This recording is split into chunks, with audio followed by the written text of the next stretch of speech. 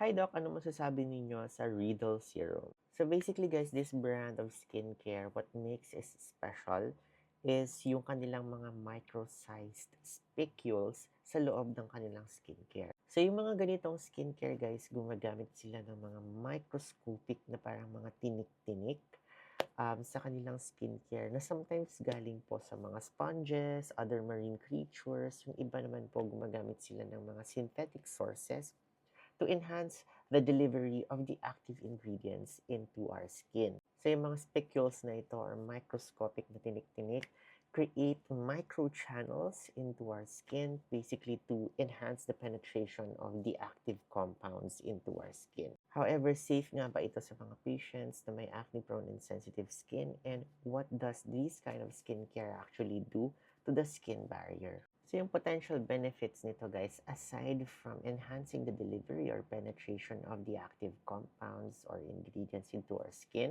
is that it can actually promote skin renewal. So yung mga maliliit na mga spicules na ito may stimulate mild exfoliation and cellular turnover. And this is beneficial for acne-prone skin because that will decrease the chances of clogging of pores, which then decreases the chance of acne eruptions. However, guys, the same spicules can actually cause microscopic pricking of the skin. And this can irritate very sensitive skin and can lead to redness, dryness, and even burning sensation sometimes. And also, this physical pricking can actually be perceived by hyperreactive and very sensitive skin as a form of a physical injury or microscopic injury to the skin. And this can somehow trigger inflammation. And as you know, inflammation can fuel more acne eruptions. And in that context, hindi po siya okay para sa may mga acne-prone skin. So in terms of the skin barrier naman, no, if you have skincare that has spicules that enhances delivery of skin barrier repairing ingredients,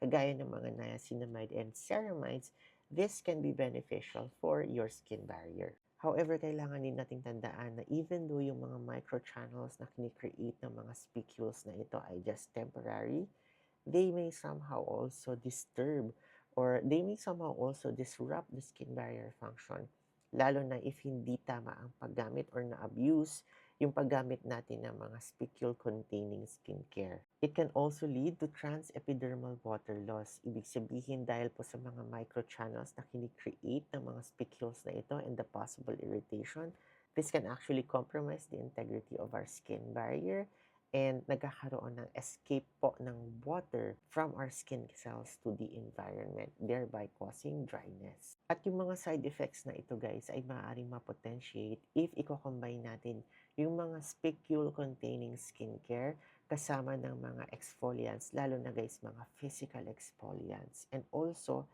if gumagamit tayo parati ng mga chemical exfoliants and retinoids, tapos meron pa tayong skincare na may mga spicules, this might actually lead to the overstripping of your skin barrier. Lalo na guys, if you have sensitive and dry skin to begin with, you are at an increased risk. So guys, as someone who sees a lot of patients with acne-prone, very hypersensitive skin, I'm not a fan of microscopic spicules containing skincare because meron namang mga safer alternatives if you really want to deliver your actives more efficiently or readily or faster into your skin. And I think guys, yung mga physically pushy na mga skincare kagaya nito were designed specifically for patients who have resistant skin type or yung mga patients na sobrang strong po yung mga skin barrier.